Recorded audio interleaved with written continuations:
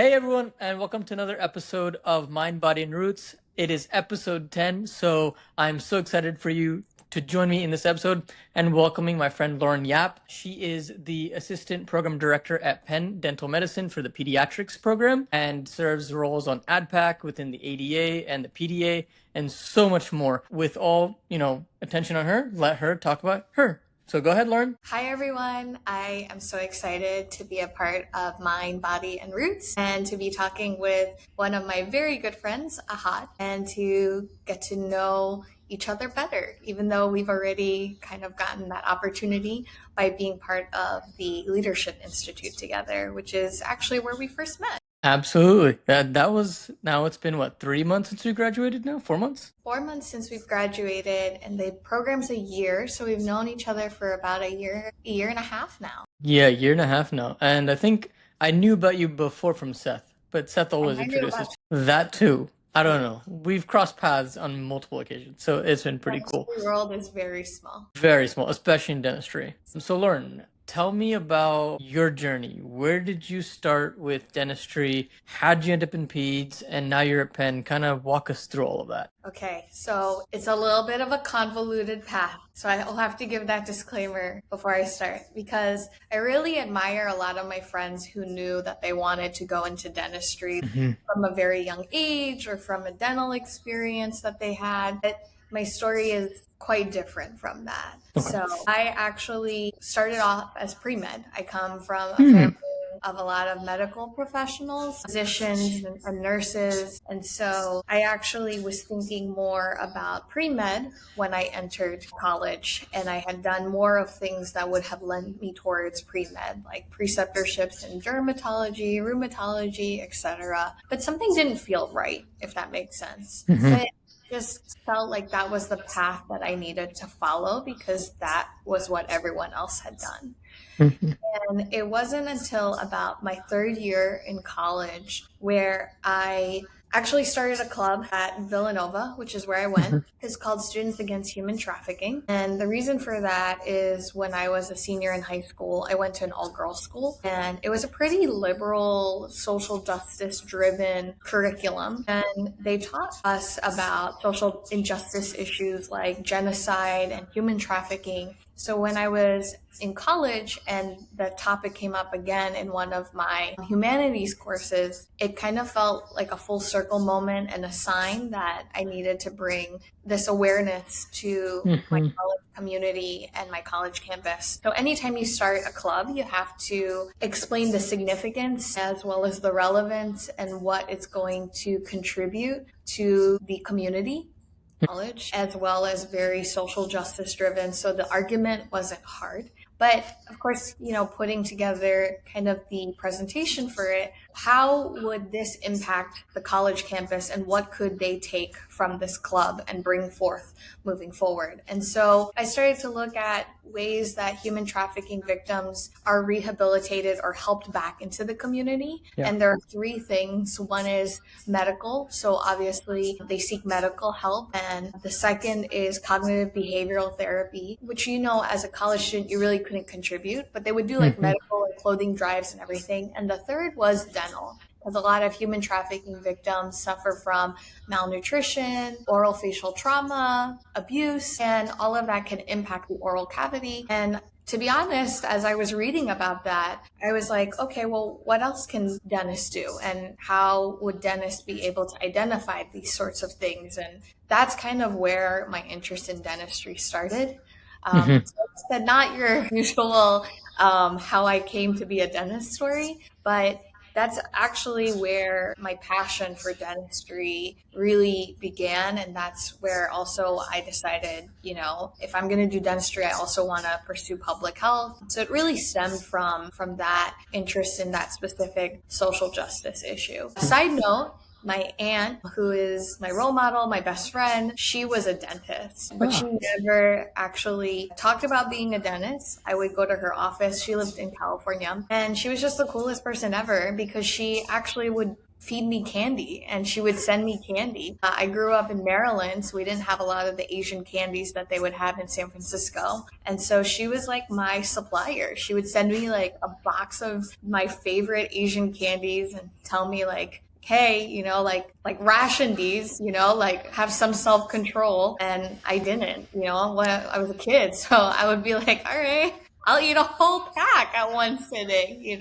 But it's funny now because a lot of people think that's also where my interest in dentistry came from, but it really wasn't. It was just this completely left side field. So after I realized I wanted to be a dentist, it felt like I was so behind because everybody figures out that they want to be a dentist so early on. You need shadowing hours and you need experience and you need exposure, and I didn't have that. So I actually ended up doing some gap years, and I was a teacher. I was a second grade math teacher. And I also was a research assistant for NIH, the Center for Asian Health, which is a branch of the National Cancer Institute. So, and at the same time, I was also shadowing. And so that leads us to why pediatrics, because I went into dental school and I was like, I want to be the best dentist I can be. Like that was my goal.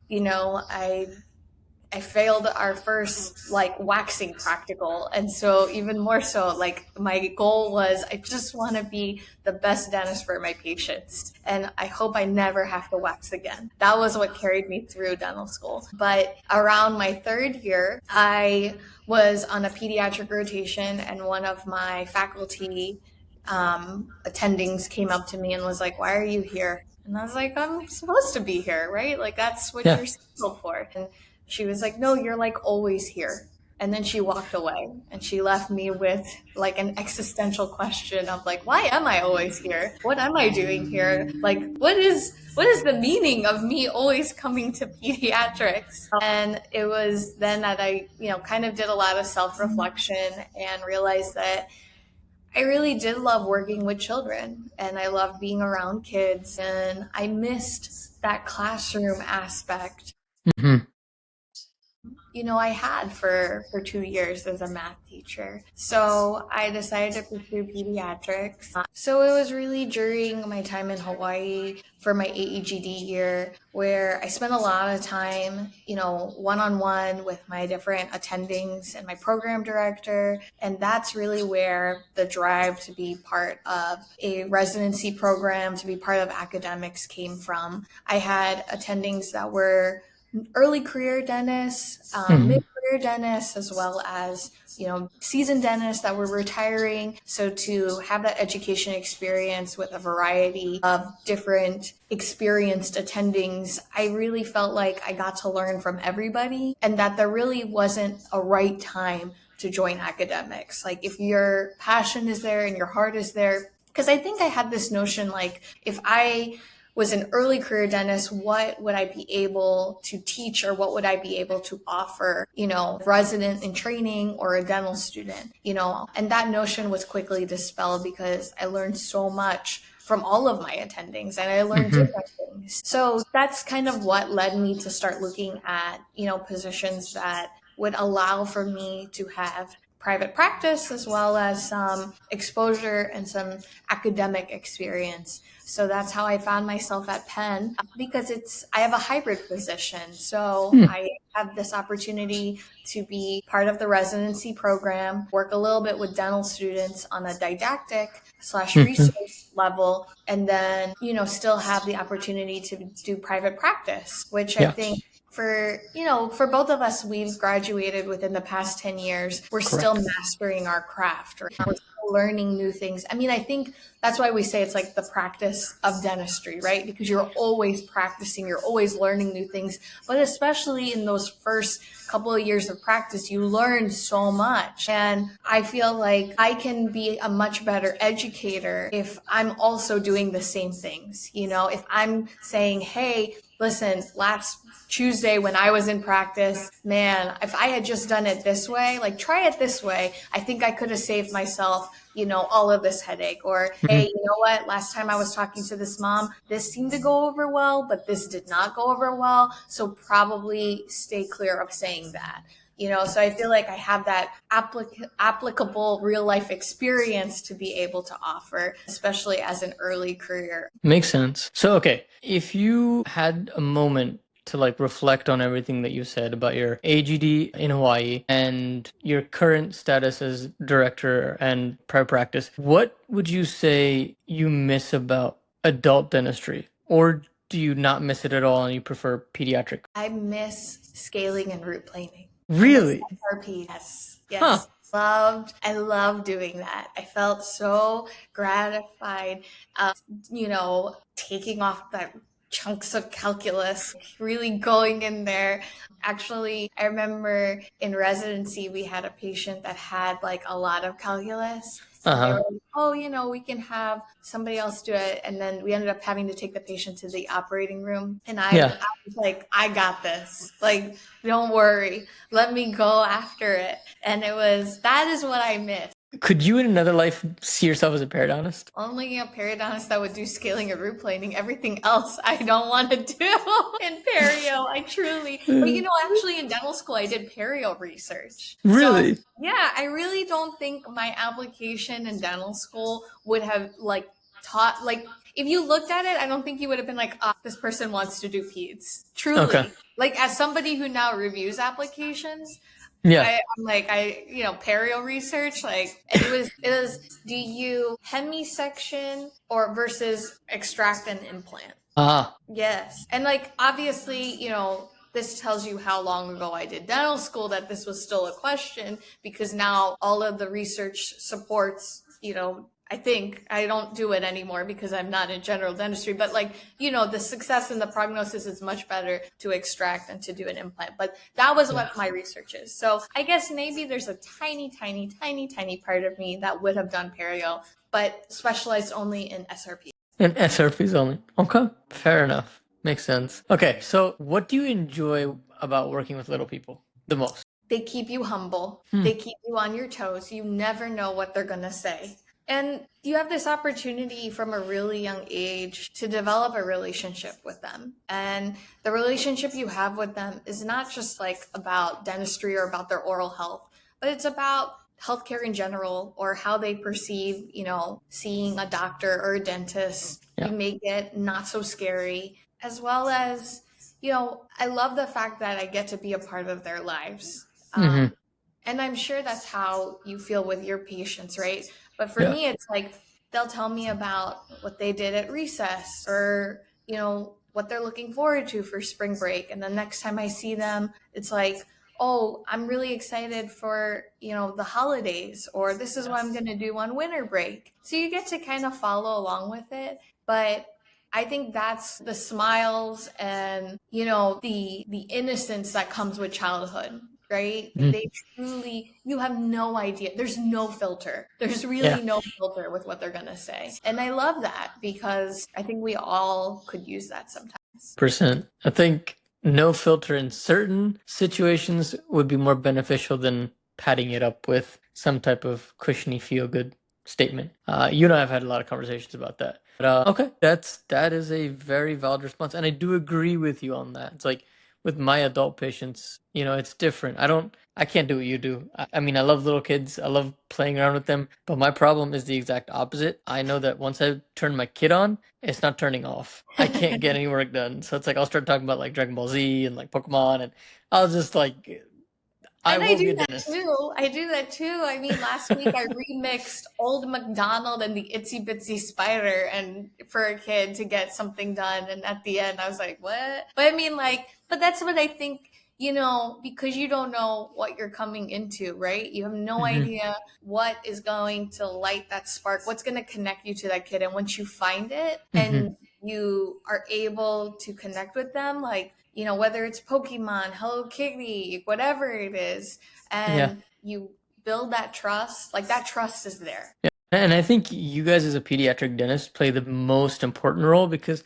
down in Missouri, adult patients actually, they refuse care. And I always ask them like, hey, what happened? Like what? And it's like, oh, I had a terrible dentist. And I'm like, well, like a kid's dentist? And like, yeah, like man, he would just pull teeth or she would both pull teeth. And I'm like, really? And it affects people for years. Like they don't show up to the office like 20, 30 years at a time. And it's a shame because it's like, man, like they're like, oh, like, do you have to numb me? It's like, yeah, it's gonna be very comfortable, I promise. And like, okay, like let's just do one tooth at a time. And you gotta gain that trust, like you said. But they've lost that trust as a kid.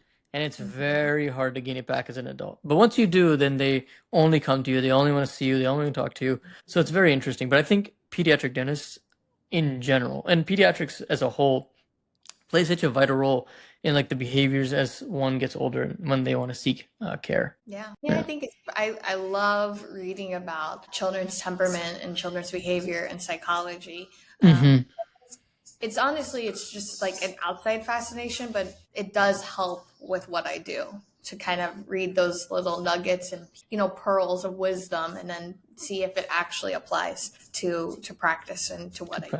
It makes sense. It makes a lot of sense. Okay. So besides pediatric dentistry, you do AdPac with PDA and a bunch of stuff with the ADA. Kind of talk us through that. So, a huge part of my involvement with organized dentistry came from the fact that I was involved as a dental student with Mm-hmm. ASDA, the American Student Dental Association. So, a lot of what I do with the ADA now has to do with like advocacy or governance. Mm-hmm. So, I am so fortunate. I have a mentor in Darlene Oleski for AdPac. AdPac stands for the American Dental Political Action Committee. So our job is to educate not only other dentists, but to educate lobbyists and to educate congressional staff members and even congressional leaders regarding Mm-hmm. issues that affect dentistry, both our profession as well as our patients, as well as, dental students. So we talk about what it takes to become a dentist, right? Like the amount of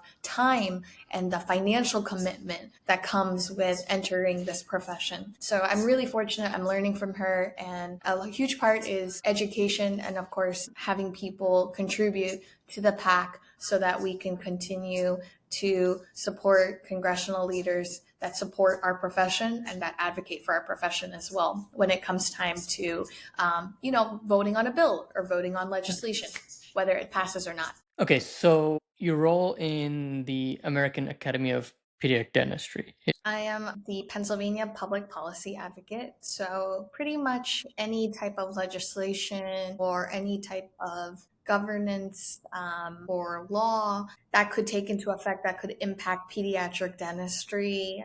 It's my job to be able to give the perspective of the pediatric dentist, whether it would help the profession and the patient or if it would actually cause more barriers to care. So Pennsylvania is actually in the top 5 list of states that have the highest burden of barriers of access to care for children. So we're working really hard, but again, there's like a learning curve to everything. So I'm just really trying to familiarize myself with the landscape and with the legislative landscape. So thankfully, I'm also part of the government relations committee with the Pennsylvania Dental Association. So that's helping bridge the gap. But really, we're all about trying to increase access to care for our patients in whatever capacity the legislative landscape allows for us to. Makes sense. That makes sense. Okay, so I'm going to ask you a little bit of a controversial question. And we touched on it before, but fluoride in water, go. So, I've practiced in areas where there is no fluoride in water. So, there's no fluoride in the water in Hawaii, and there's no fluoride in the water in central Pennsylvania. And Mm-hmm. I've really seen how it can affect, just the overall health in the sense of when there's so many teeth that are decayed, the decay Mm-hmm. is rampant. Not only is it generalized decay, but teeth that perhaps could be little fillings are actually now becoming crowns or extractions. And then the impact that it has on the child, they don't want to eat or they only want to eat soft foods. And what breaks my heart is I always say children are extremely resilient, right? And I try Mm-hmm. to do that in a very positive way. Like children are very resilient. But when you see that resilience in such a heartbreaking manner, in the sense of these kids have such generalized and rampant decay, but Mm-hmm. they're still going to school, but they're in pain, or they're eating, but they're only eating certain foods. Or when you look at it and you're like, this has to hurt, right? But they're just getting by because they're taking Tylenol or Motrin and they are making it work that way. That's when my heart breaks. That there is such resilience in children, if that makes sense. So Makes sense. I believe that in community water fluoridation for 85 years, that has been one of our highest public health successes. But, my job as a pediatric dentist is to provide the education and to provide the parents with all the information. Mm-hmm. As I always tell them, we're on the same team here. We want your child to have the optimal oral health possible. That's really all I can do, at this point. And to give them the research and the evidence-based information that I have, or to point them to resources that will provide them with that information that show the success that we've had. But like I said, I've practiced in areas where there is no fluoridation. I've practiced in areas where there's a very strong opposition to fluoride in the water, as well as other things, And so I've kind of learned from those experiences that I can't convince people, right? And that's Mm-hmm. not my job. Is my job as a pediatric dentist is not to convince you, right? My job is to provide you with the information, risk, benefits, alternatives, and to let you know that we have a common goal, but we may have different approaches to that goal. Makes sense. Because, like, there's a lot of, I would say, people out there, as of current news, saying that, oh, fluoride's not good, it harms kids. And I honestly don't think that necessarily is true.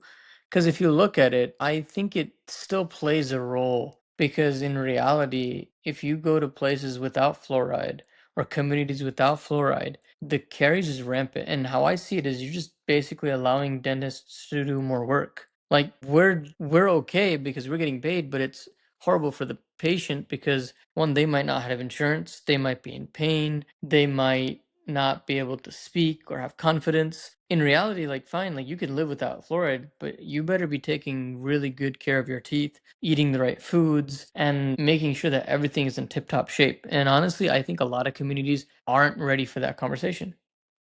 And that's Yeah.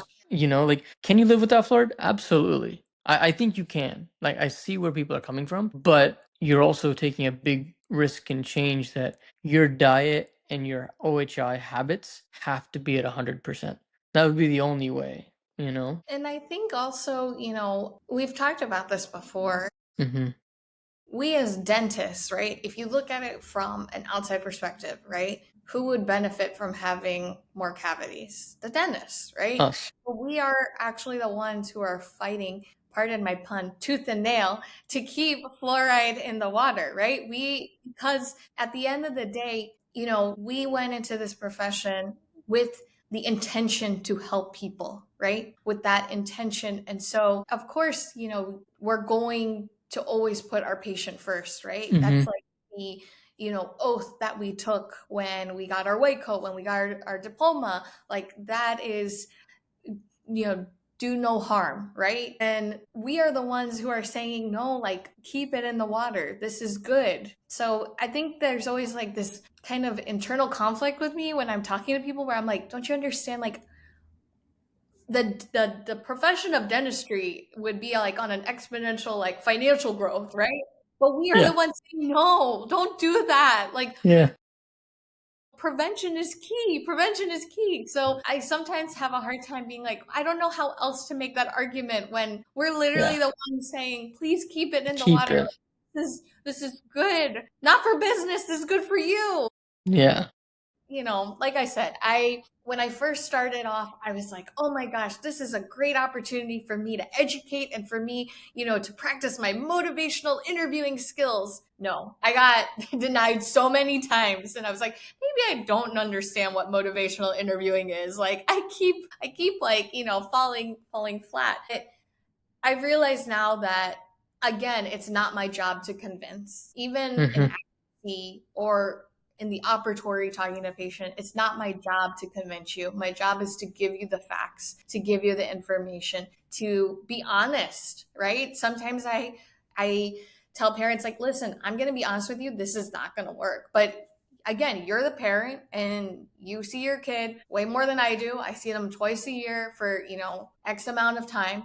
but I don't think it's going to work. And I think when you share with them, like, hey, we have this common goal, then you kind of soften them a little bit. Mm-hmm. Hey, like, we have this common goal. We may not see eye to eye on it, but we have a common goal. And then they're more, doesn't mean that you convince them, but it's a little less heated of a conversation. And that's part of the battle of having a battle with parents and even adults. Well, I was gonna say, I think it's even like when you're talking to adults, right? Like you have to tell them, like, hey, we have the same goal here. We are not on opposite teams. We're on the same team. You realize that we're on the same team. Don't fight against me. Yeah, exactly. And I think that's like the biggest thing is just having that open dialogue so that you can make changes together as a community. That's the biggest thing. Your job as a dentist or dental surgeon is to impact your community. And how you do it is just dependent on you, and I think the whole fluoride debate with all the information on YouTube and podcasts and all these things, it's great that people have access to all these things, but we need to look and talk to the people that have gone to the schooling and have seen it clinically versus information you're getting from the internet. Because anyone can be Dr. Google. And Chat GPT is a little bit better, but I mean, a lot of these headlines are just like they're so like extraneous, right? That you're Hmm. like, oh my gosh, like this is awful, right? If you were to just see the headline and then you actually read the article and you're like, okay, none of this actually makes sense. But a lot of people, I think the way our society is now is there's so much instant gratification, right? True. So if you look like, I always use this example. It's like on Twitter or X, you only needed a certain number of characters, right? Like, and you could make your point in that many characters. So if I could give you a headline in that amount of characters that's going to make you want to click on it or make you want to talk about it and give me more views, and make me more popular, then yeah, like I'm going to pick the most like extraneous thing to say on there, because who's actually going to read the article, right? Like who's actually going to take that time, to not only just click but to read about it? No, they're going to take that 180 character thing and run with it. And I think a lot of misinformation comes from that, and then the dialogue is built off of that. And so that's, I think, it's not just a misinformation thing. It's, I think there's a thing with our society now where if you want to watch something, I go to Netflix, I go to Hulu, boom. I don't want commercials. I have to just, like pay a certain amount, no ads, so it's very much like our society's now built in a way like I don't have to really work. I don't have to wait for things, right? So whatever is going to be easiest to me is going to be where I'm going. Yeah. And that's a problem on a whole nother level, but that's a good way to put it, to be honest. I think shortcuts is what a lot of people take without realizing the long-term consequences that come with it. I'm Yeah. going to turn So, on my light real quick because I yeah, think it's getting dark. Okay, cool. totally fine. Perfect. So, Lauren, Hmm. you do all these things with pediatrics and dentistry and advocacy. How do you keep yourself fit? Is it mental, like whether it's mental, physical, or spiritual? Like, what do you do to kind of stay in the moment and to keep on top of all these things? That's a great question. I think, especially with kids, a lot of times you have to bring a personality Mm-hmm. with each kid, right? Mm-hmm. So some might need you to be a little bit more like gentle and softer. Some kids want, jokes and laughter and excitement, the whole time. And so, a lot of times at the end of the day, from work and from other, Zoom meetings and everything, I honestly just need to be quiet. I just need to not talk. And I need to recharge that way because it's really hard when your battery is so low to keep Mm-hmm. going and going. And I'll be honest, my first year out of residency, I definitely did that. I was just like, I'm going to work, I'm going to work, I'm going to do, and it was interesting because when somebody asked me, what do you do for fun or what do you do to recharge? The only thing I could say was like, well, I go home and I sleep, right? And I was like, wait a second. Like before I was a dentist, before I was a dental student, there was a person there, you know? And I felt like I needed to tap back into those things so that I could be there for my patients and I could, be able to share parts of who I am versus I'm just going to keep working, working, working, working. So mentally, what I do is, again, still very much like silence, meditation, just kind of, I always say, like, I just go into my blanket cocoon and I just whether it's watching TV or honestly sometimes just meditating, or insta doom scrolling, whatever it is, but I don't talk. Like I don't talk at all. Yeah. My house is completely silent. And then spiritually, I've always found that growing up, I grew up going to church, going to Catholic Hmm. school, everything like that. And so I went to a Catholic college, but really I found spirituality in community. Hmm. So, I still will, go to service, but I think actually the people that helped shape me in terms of my Hmm. spirituality, those are the people that I every so often will call and will catch up about life. And that's what, kind of fills up my cup. So one of the people that I still talk to is my seventh grade Spanish teacher, who, I absolutely adore her and she knows that. But, we'll talk and, she'll ask me about life and I'll tell her about things. And then she'll just give me these like little pearls and nuggets. And it's like, like my cup is full again, and I always tell her that I'm like, thank you. And she's like, we're just talking. But I think it's people for me that help Hmm. fuel that spirituality aspect. And then physically, I do a couple of different things. So Okay. I love musical theater. I love dance. So I'm actually Hmm. a classically trained ballerina. Huh. Yes, yes, and it's not what I do. I don't really get to use that in my everyday life, but I actually do dance class every week. I go to see shows, whether it's here in Philly or in New York. So I stay up to date with all of my Broadway and theater things. And then I recently have gotten into bar as well as aquatic yoga. So when I was in Hawaii, I did a lot of paddleboarding. I was out in nature a lot, and it's kind of hard to do that when you're in a city. So I was looking and I don't know how I stumbled upon it, but it's aqua yoga or aquatic yoga.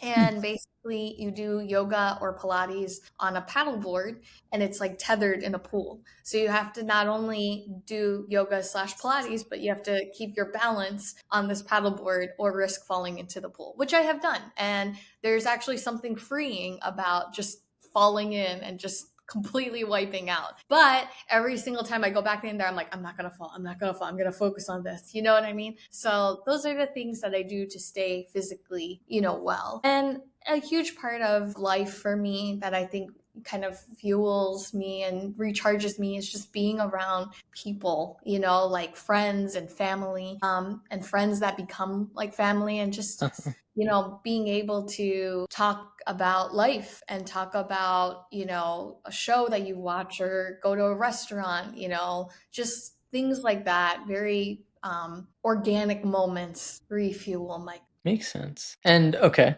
so the one now actually your Instagram story makes sense where you do like the dancing. I'm like, man, Lauren's a really good dancer. I was like, is she do this like on the side?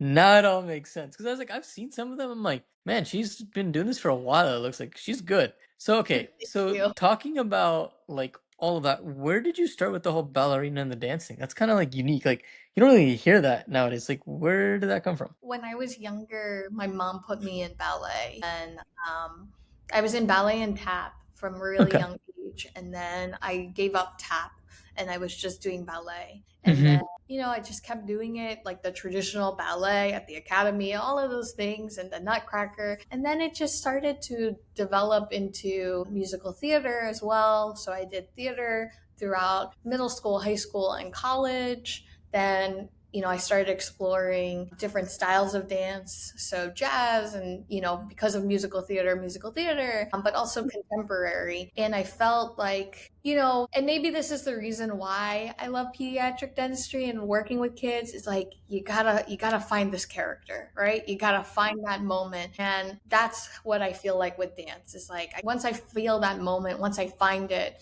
like just go with it. And, that was something that I was missing because I was just like work, work, work. And I just started to feel kind of like, oh God, like I gotta kind of find this character again for this kid, gotta find a way to get this kid to sit in the chair and everything. And then once I started to tap back into this passion of mine, then it was like, like it was fun again, right? It didn't feel like, oh my God, what am I gonna do? Like it was like, all right, I'm gonna try this out. I'm gonna see if this lands and everything.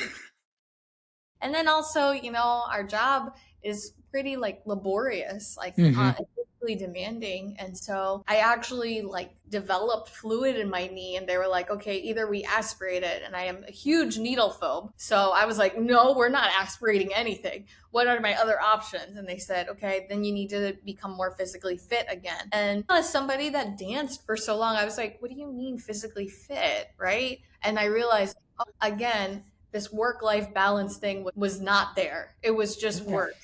And again, to put a plug for the ADA, one of your member benefits is you can do this index like survey kind of quiz that like tells you kind of where you are in terms of wellness. And it was startling to me because I totally thought I was doing fine. I was like, yeah, like it's my first year out. I'm a first year attending. I'm a first year practicing pediatric dentist. Like, yeah, I'm a little stressed out, but this is fine. And then I took that, index and I was like, ooh, there's a lot of red here. And I don't know if I've seen green. So I need to make some changes. But yeah, those are all the things. And I feel much lighter now. Okay, good.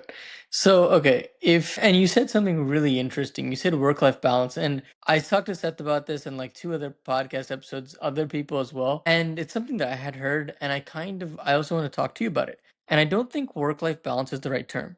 And I'll tell you why. Because we say that we like to balance things, but in life, do we really balance things? I don't think we do. We harmoniously involve them, right? It's like what works in that time. Sometimes Yes. you're going to be 80% into work and 20% is like something else. And so you need to find that harmonious flow, which allows you to be less stressed, but still do what you love, but also do the other things you love. So I'm trying to coin the term work-life harmony now. And I think that's a better term. I love that. And to go along with that, what I will say is before whatever your profession is, right? Before you were that, you were a hot. I was Lauren, right? And I think that we have to remember that as part of work-life harmony is that we are a person because even in life, you're going to take on different roles, right? You could be a son, I could be a daughter, you may be a spouse, you may be a father, you may be a mother, you could take on all of the, you may be a caregiver for your elderly parent, right? But at the end of the day, we all still are our own individual self. You're a hot, there are things that make a hot a hot. There are things that make Lauren Lauren. And I think part of that work-life harmony is to also make sure we don't forget that about ourselves, right? Because, it's not just work and life. There's an individual, like personal self that still needs to be taken care of. That still needs to be recharged. So just to add that too, I love that. I love work-life harmony. It's something I heard or something, or I've read, I don't remember where, and I've just been discussing it because I think it's you so should coin the important. term. Just go with it. But it wasn't even me. I stole it from someone else. I don't know where. That's the crazy part. But wherever I got it from, it's just something that I've just constantly brought up, and people are like, "Ah, that sounds so much better, and it just feels better." So yeah, that's kind of like what I was It's not thinking. always going to be 50-50. Different parts of our life are going to call you to have to put your attention and your efforts and your emotions somewhere else, right? So you may not feel balanced, but hopefully you will feel like harmony, peace, with where you're at, right? Yeah. And I think what I've also learned about life is, we have a tendency to get hyper focused on a goal, attain perfection, and we just kind of get lost somewhere. But we never achieve that harmony, that peace that we're really looking for. Because I think the whole part of life, and maybe I'm wrong here, but maybe I'm a little bit foolish and young, I don't know. But I think if we find peace within our craft, within physical activity, within spirituality, and within those that we're closest to and the connections we have, and we have a harmonious relationship with all that, I think that is the meaning of life, is to find that harmonious, synchronous like feeling. Like you don't wake up stressed or distressed or like, oh God, I gotta do this again type of feeling. No, I mean, I definitely feel like the meaning of life has evolved as we go through Mm-hmm. different chapters, right? And so I don't think it's like, oh, you might be young or something. I think at this point of where you are in your life, that's your meaning of life, right? Mm-hmm. Think that, you know, it's always good to kind of take a step back and to reflect on like what is our purpose here, right? And like what are we doing? And I think that that also helps drive you forward, right? Because you're right. All, you know, dentistry has this common stereotype that we are type A, right? We're Mm-hmm. perfect. And when we don't attain perfection, immediately it's failure, right? Like it's not like I did my best or I did good enough. It's I suck. I'm the worst at this, right? And so, you know, I think that part of finding the meaning of life is always to have is to take moments wherever you are in that point in your life to self-reflect and to say what am I doing here, right? And Mm. that's a hard question to answer. So Yeah. we'll get back to you in a year and see if you feel the same way. Absolutely. Let's do it. Okay. So, with all that being said, if you could talk to a younger self or a young mentee and talk about all these things that you do in terms of, staying fit spiritually, mentally, physically, what two pieces of advice would you give to that young mentee or even your younger self on how to get started or where to even, I guess, begin their journey? So I'm going to go for younger self because it's something that I've actually thought about Okay. recently, right? And I think it's because it's close to graduation. I have a nephew that's entering college, so it's kind of caused me to reflect on that young Lauren that was entering college as well. And I think the first thing I would say is just your path is not linear and your Mm-hmm. path doesn't look like everyone else's doesn't mean you're wrong or you're a Mm-hmm. failure. And the reason why I said the thing about perfection, if it doesn't go perfect, it means you're automatically a failure, is because that's a mindset that I very much had for a long time. And I felt that, you know, when you're not in that cookie cutter pattern and Mm-hmm. you're coloring outside of the lines and you're not really sure where the picture is going to look by the end of it, that meant that you were a failure. And if I could say to my younger self, like, no, those are actually like really good moments that are going to shape who you are. And it doesn't mean that you're doing something wrong or you're behind. It's just your story, and that's okay. Like, own it. Like, you know, take those moments and say, like, hey, one day this is going to be a really important part of my journey. I don't know it yet, but it's going to help get me to where I'm at. It just doesn't look like what you see in a recipe, right? You're just kind of trying something different. So that'd be the first thing. And then I think the second thing is, you know, I would say to my younger self, don't be so hard on yourself, right? Like, give yourself some grace. And I think that it's also partially cultural, right? That, you know, you hold yourself to such high standards, but sometimes those standards are not attainable or they're not achievable, you know. And I think I would just say to myself, like, doing your best is wonderful. Yeah. That's it. It's not, oh, doing your best is good enough, right? No, it's doing your best is wonderful. Yeah, I like that. Because honestly, there are times where I even felt that, like, was my best enough? And I look back and I'm like, yeah, with the energy and knowledge I had at that time, I Yeah. did my best. Yeah, and that's wonderful, right? Because Hmm. that's it. It should just be doing your best, period, and not Period. the afterthought. Exactly. Absolutely. Okay. So moving on to the last part of the podcast. And I just want to say thank you for sharing all of that. That was really insightful. And I hope someone, or even if you decide to rewatch this podcast years down the road, it helps. But how was it like growing up as an Asian American in Maryland? Because I know you and I have talked about this because you and I had very similar, I would say, growing up situations where we grew up in kind of rural-ish, very early days suburban America. It wasn't rural, but it wasn't suburban either. It was like kind of somewhere in the middle. So what was that like, and how did it impact you as a person? You know, I say representation matters Mm-hmm. because growing up, I was for a while the only Asian American student in my grade.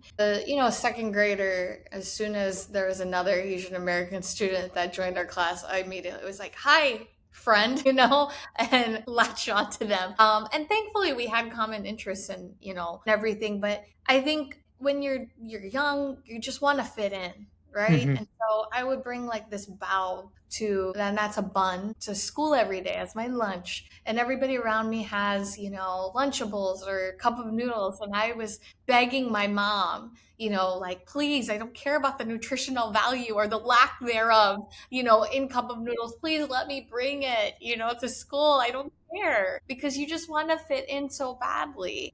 And I think one of the cool parts about society now and the fact that, with social media and with different types of TV shows, is like kids can see somebody that looks like them, or they can identify themselves with another character. Like, for instance, like Sesame Street, they have all of these different characters now that are on there. And I think whatever I do, I just think back to that little Lauren. I'm like, I want to do something that if that's another kid is interested in, they know it's possible. They know that, hey, I can do that too, if that makes sense. Because like I said, growing up, my role model was like Mulan and like Michelle Kwan, like people that just, looked like me that were doing these great things. Again, I'm talking about Mulan as if she's a real character, but like I felt so empowered watching them. I think it's cool now because there's a lot more out there for kids that they can say, like, hey, I look like that, or I think like them, or I dress like them,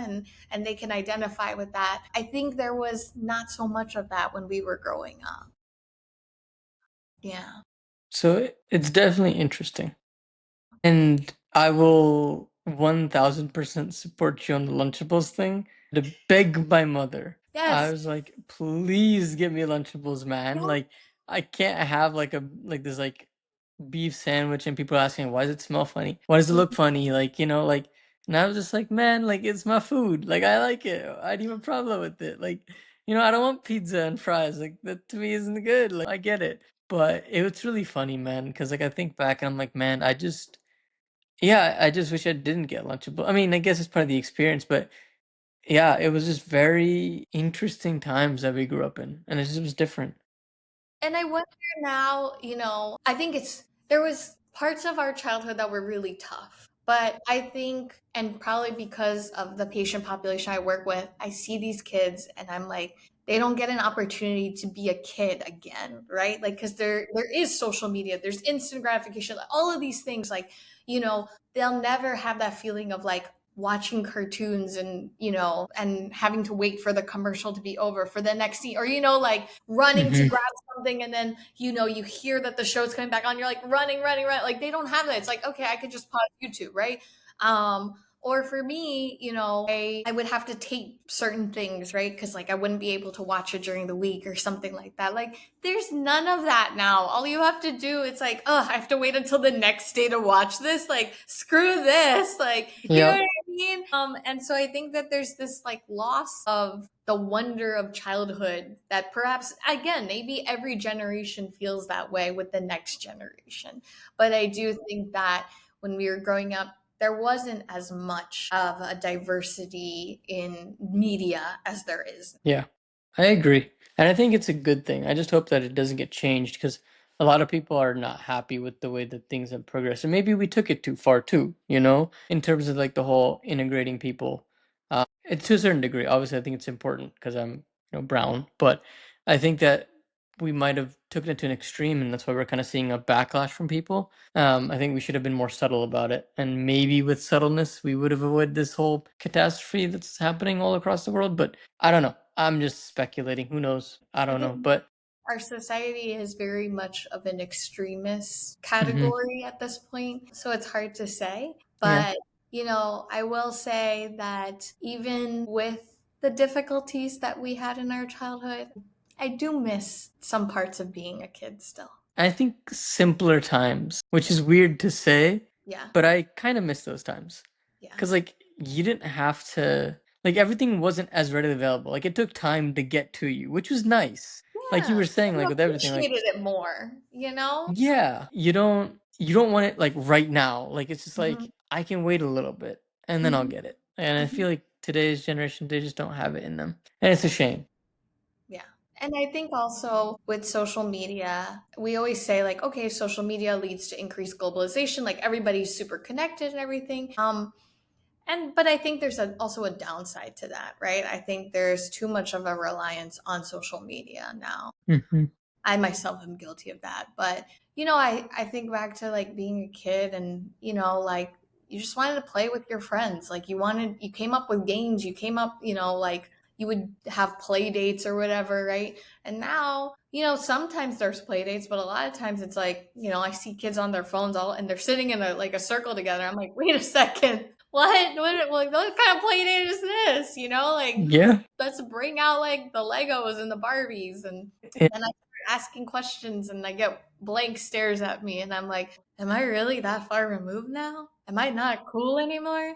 The answer to that is yes, you are far removed and yes, you are not. Yeah, and it's very interesting because like we'd have to go places, but now people have like in-game chats and stuff, and they're talking to friends. I'm like, where are these? You guys are playing like high-level video gaming. Like I didn't start that till I was in my teenage years. Like what's going on here? I Yeah, have and then like people are playing 8-year-old Halo cousins until I was playing. in college. Yeah, well, Yeah.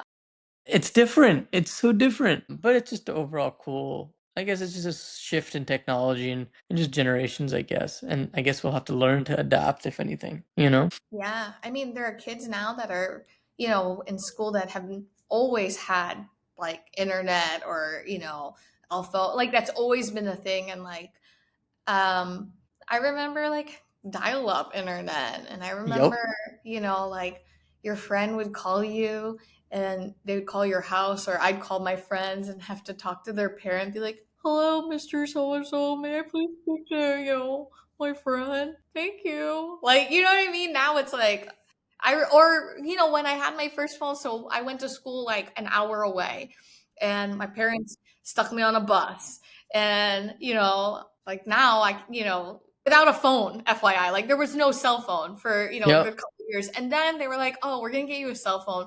It was a Nokia brick and there was no text. You could only call certain things, but it had Snake, which was Yeah. like the It's best. like, Like that concept of Snake is so simple and basic, but like, man, leave me on the bus for an hour. I could play Snake. But, like that's not something that's cool now, right? no. But that was like that was a phone, right? And now you have kids that are being born that have always had like the iPhone as part of their thing, right? They have 2-year-olds that come in and open up YouTube and they're like, skip ads. How you know how to skip ads at 2? You know what I mean? Like that's crazy. Yeah. It's It's all really right. We'll funny. just have to I adapt. yeah. We'll It just have to. is. It's so funny because I know you're not joking. Because my cousins like are doing this, and like you say about like oh I gotta call up this so and so. I got so many calls because like either I was sick from school or something, and mom's like, oh it's XYZ call. I was like, wait who? Like they'd call your house to, like be like, oh you have a homework assignment. It's like a friend of a friend is like, oh this person called or like they'd have a question. It's weird because like I feel like my mom would be listening. It's like what is going on? Exactly. I would be like, if I wanted to say something, I'd be like, no one else is on the line, right? Like you don't think about that stuff. I Yeah, don't know. it's So really funny.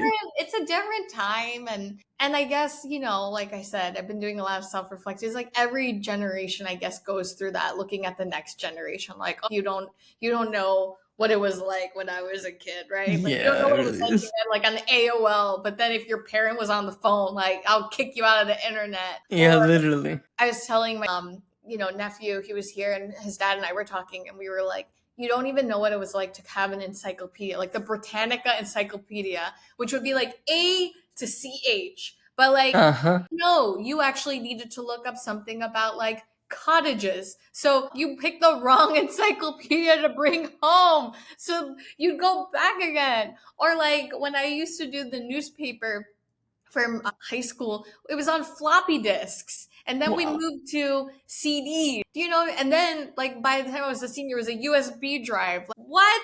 Nobody knows what a floppy disk is anymore. Very few people do. Yeah. I'm already annoyed that I don't have like a CD like player thing in my laptop, like it ain't Yeah. worth it. It is what it is. I guess it's just the way that technology just exponentially grows every like 5 years or whatever. But it's, dude, there's gonna be a time where we're like 50 plus, and it's just gonna be like virtual reality, and we're just gonna be like, where are we? Whoa, that'd be Imagine. It would be kind of cool. like but we would just be living in the Oculus. Is that what Yeah, you're? I think so. Kind of like a Matrix type I thing. was gonna say, are you talking about the Matrix? Maybe. I mean, it's very possible. I don't know. It's just like with ChatGPT and like how impressive that is. Like Yeah, it's wild. it And is. I just feel like it's gonna get smarter and smarter. It is what it is. Yes. But anyways, Lauren, um, we're towards the end of the podcast, so I would say I'm gonna leave you with mostly with most of my guests ask these three final questions. So my first part of the question is, who is Lauren in one word and why? Who is Lauren? Empathetic or empath? I don't know. Whatever. Okay. Whatever noun or adjective was supposed to be, either an empath or empathetic to describe Lauren. And why? I think it's always been my driving factor is to put yourself in someone else's shoes. Mm-hmm. Sometimes I've been known for being too sensitive or too Mm-hmm. emotional because I put myself in people's shoes. So it's part of that, I'm not going to say balance, harmony. You need to find that harmony, right? But I've always found that to live the life that I've been given, I need to show empathy. I need to be empathetic. I need to try to understand where people are coming from and to not assume or to judge and to give compassion and help to those that need it. Because you never know what someone's going through. And that's what you would want, right? Like I would Mm-hmm. someone to help me. I would want somebody to show care and compassion to me. So if that's what I want, I have to give that back as well. Yeah, I get that. And honestly, empathy is, I think it's talked a lot about in a lot of circles and with people, but people truly don't understand what it means. And I think you've nailed it on the head, unfortunately. But that's a whole nother conversation for a whole nother day. Okay, We'll do it so in virtual reality mode. that's what we'll do it in. Perfect. So, okay, when you die, what would you like to see on your gravestone, and why is it? And I know you kind of have an answer because you saw what Seth said, but I would love to hear yours. She tried. And I know that sounds so like that's such a joke, but that's the first gut response. And then I will lead it to what I actually wanted to say. So she tried. Meaning in life, we've talked a lot about perfection and the meaning of life and what drives you and your passion. And I think that if I want to be remembered, I'd want to be remembered for trying, like trying to be there for people, trying to make people feel good about themselves, like, trying to make things better than what you were given, right? Leave it better than leave it better left, whatever the saying is like leave it in a much better state than how you found it. Correct. And so I think we may not always achieve the goal or the success, but I'd like to be known for at least trying to make it a better place, trying to make you feel better. And so I think that what I would actually want my tombstone to read, and not just I tried or she tried, was she did everything she could to empower those around her. I love it. I absolutely love it. And then my last and final question is, when you look at this podcast 20 years down the road, or if you and I meet in person again after a while and you have a conversation with me, what is one thing that you learned from being on today's podcast? And do you have any advice or, I guess, sentiment you'd like to share with your younger self or your current self? Yeah, because we're reflecting back. 20 years. Yeah. And like now you have a bunch of knowledge. Mhm. What would you say to yourself? Sentiment or advice wise, or looking back, if we're talking about it many years later? What I learned from this podcast is treasure the friendships that you have. Treasure these conversations, treasure these moments. We talk about how growing up, we both felt like outsiders, right? And now we have Mm-hmm. this platform. You've created this platform for us to talk about that. Yeah. And I think that that's something that's really beautiful. Our like we talked about how the world is small, but we truly got to connect through the Leadership Institute, and we developed this friendship because we had deep, meaningful conversations. And I think what I would take away from this podcast is, this is an awesome opportunity. This is an awesome memory to have with your friend, right? Yeah. 20 years down the line, I hope that not only am I watching this podcast, but you and I are still friends and we are, in this virtual reality that you're talking about. But that you treasure those that are around you, right? Like there's so many people that you could meet, but you meet only certain amount of people. So, and if you find that connection with them, treasure it, take care of it, and help it develop. And that's what I would take from this podcast. That's a really good response. I love it, Lauren. Honestly, like having you on this podcast is like, it's just so nice because like you and I are very similar. I think our personalities are very similar. And I think it just makes it for a very symbiotic like conversation, which is just nice. Yeah. So I appreciate it. And is there anything else you want to share with the audience, or are you pretty satisfied? My fun fact is that I can do the voice of Stitch from Lilo and Stitch. That's what I would share with the audience as my final thing. Go ahead. Oh, you want me to actually do it? If you want.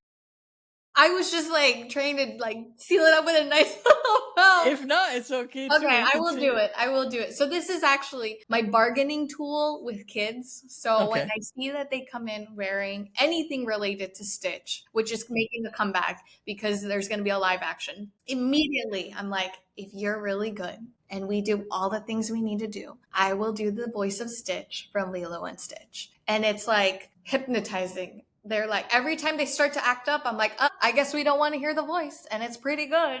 And they're like, okay. And so they'll go back to it. So, me. Dude, that is good. I was not expecting How I that. realized that I could do that. But I always said maybe that's partially why I chose to go to Hawaii. Like, because, I don't know. But there you have it. That is there. 20 years down the line, let's see if I can still do it.